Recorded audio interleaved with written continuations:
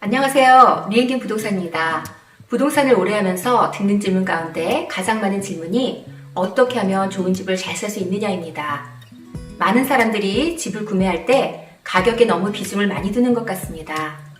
물론 좋은 가격에 집을 구입한다는 것은 중요합니다.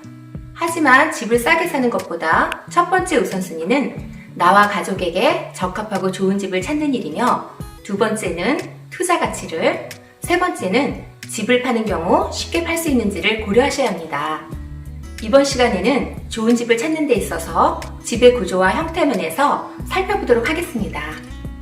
단독주택으로 이사 가실 계획이 있으신 분은 이 영상을 끝까지 시청해주세요.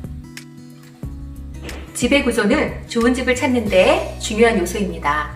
어떤 구조의 집이 좋을까요? 집의 구조는 폐쇄형이 좋을까요? 아니면 오픈형이 좋을까요?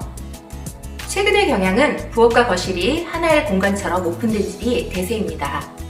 이런 집들은 집이 커 보이고 밝아 보인다는 장점이 있습니다. 오래된 집의 경우는 부엌과 거실이 분리되어 있거나 벽으로 막혀 있습니다. 이런 경우 벽을 헐어서 오픈시킨다면 집의 가치를 높일 수가 있습니다. 랏의 위치는 어디가 좋을까요? 차량 통행이 많은 큰 길가는 집으로서 투자 가치가 떨어집니다. 소음과 먼지로 인한 공해가 있을 수 있습니다. 어린 자녀가 있는 경우는 안전상의 이유로 피하셔야 합니다. 너무 외진 곳이 아니라면 주택단지의 안쪽이 좋습니다. 랏 사이즈는 비슷한 가격이라면 전면의 폭이 큰 집이 측면의 길이가 긴 집보다는 투자 가치가 좋습니다. 집이 커 보이고 재건축 시 분할할 수 있는 장점이 있습니다. 랏의 크기가 반듯하지 않은 것은 주택의 활용도가 떨어지므로 좋지 않습니다. 백야드가 라빈으로 되어 있는 것이 가격은 비싸지만 투자 가치가 높습니다. 랏의 전면은 남향이 좋습니다. 서양집은 해가 잘 들지 않고 집이 어둡기 때문에 피하는 게 좋습니다. 학교나 도서관, 스포츠센터 등 편의시설들을 고려한다면 소규모의 단지보다는 대규모의 주택단지가 있는 곳이 투자 가치가 좋습니다. 이즈먼트를 확인하셔야 합니다. 랏 주변이나 안에 전화선, 전기, 가스에 관련된 것들이 매설되어 있는지 확인하셔야 합니다. 수영장을 설치하거나 집의 중개축 시 문제가 될 수 있습니다. 부엌의 구조는 어떤 게 좋을까요? 부엌은 주부에게 가장 중요한 공간입니다. 최근의 대세는 오픈 컨셉입니다. 오픈된 주방은 주방과 거실이 연결되어 있어 집이 커 보이고 밝아 보이는 장점이 있습니다. 캐비넷은 최신의 스타일로 시공된 것이 투자 가치가 높습니다. 집이 새 집이라도 오래된 스타일의 캐비넷은 집의 가치를 떨어뜨리는 요인입니다. 최근 유행하고 있는 부엌 캐비넷은 하얀색 또는 회색 계열입니다. 부엌에 아일랜드가 있는 것이 좋으며 카운터탑은 그라나이트나 퀄츠로 시공된 곳이 집의 가치를 높여줍니다. 백스플래시는 부엌의 캐비넷과 잘 매치되는 것이 좋습니다.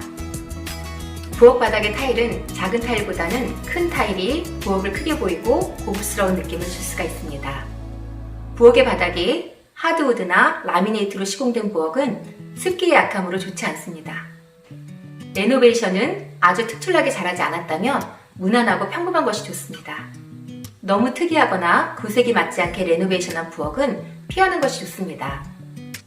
방의 개수는 몇 개가 적당할까요? 주택의 경우 콘도와는 달리 방은 지하실의 방을 제외하고 적어도 최소 3개 이상의 집이 투자 가치가 높습니다. 방이 3개 이상이라면 방의 개수가 많은 집보다는 방의 개수가 적더라도 방의 크기가 큰 것이 투자 가치가 높습니다. 안방의 경우 옷장의 크기나 형태도 중요한 고려 요소입니다. 옷장의 크기가 너무 작은 경우는 투자 가치가 떨어집니다. 지하실이 꾸며진 게 좋을까요? 지하실이 잘 꾸며진 집이 집의 가치가 높습니다. 렌트할 목적이 아니라면 지하실에 방을 너무 많이 꾸민 것은 투자 가치가 낮습니다. 지하실이 꾸며져 있으나 지하실에 화장실이 없다면 투자 가치가 적습니다. 지하실에서 백야드로 바로 나갈 수 있는 워크아웃의 지하실이 투자 가치가 좋습니다. 지하실이 안 꾸며져 있더라도 이사 후에 지하실 공사 계획이 있으시다면 지하실 천장의 높이는 적당한지, 보일러의 위치는 적당한 곳에 있는지, 화장실을 만들 수 있는 배관 시설은 되어 있는지, 창문의 크기 및 위치는 적당한지를 확인하셔야 합니다. 화장실의 개수는 몇 개가 적합한가요? 화장실의 개수는 많을수록 좋으나 최소한 3개 이상 있는 집이 좋습니다. 안방에는 욕조와 샤워부스가 별도로 있는 화장실이 좋습니다. 손님을 위한 화장실이 1층에 별도로 있는 것이 좋습니다. 화장실의 개수가 적다면 추가로 만들 수 있는지 여부를 확인하셔야 합니다. 화장실을 새로 만들기가 어렵다면 구매하시는 것을 재고하시기 바랍니다. 집의 상태는 어떻게 보아야 하나요? 집을 언제 지었는지는 배전반에 있는 설치 연도로 확인하시거나 보험회사에 연락하시면 알 수 있습니다. 전문 인스펙터를 고용하셔서 인스펙션 레포트를 받아보시는 것이 가장 현명한 방법입니다. 집 관리가 잘 되어진 집이라면 조금 오래된 집이라도 큰 문제는 없습니다. 반대로 새 집이라도 관리가 잘 안 되어 있다면 문제가 될 소지가 많습니다.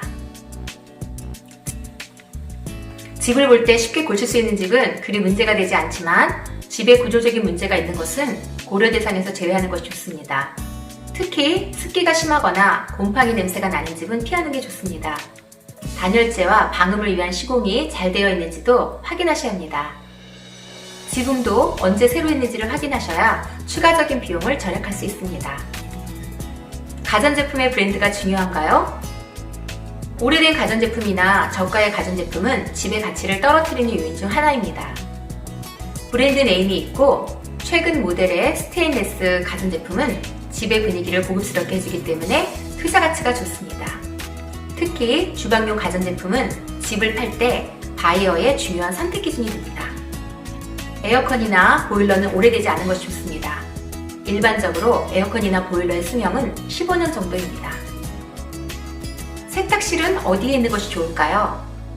세탁실은 2층에 있는 것이 좋습니다. 이는 세탁물 관리가 편리하여 집의 가치를 높여줍니다. 지하실에 세탁실이 있는 집은 세탁시 번거롭기 때문에 피하시는 것이 좋습니다. 주차장의 크기는 최소 2대 이상의 주차 공간이 있는 집이 투자 가치가 높습니다. 대부분의 지역에서는 비록 내 집 앞이라도 야간에 도로에 주차할 수 없는 경우가 많기 때문입니다. 차고는 집과 분리되어 있는 것보다는 집과 연결되어 있는 것이 좋습니다. 주차장의 드라이브 웨이는 옆집과 공유하는 것보다는 독자적으로 사용할 수 있는 것이 좋습니다. 집주인이 누가 살았는지도 중요한가요?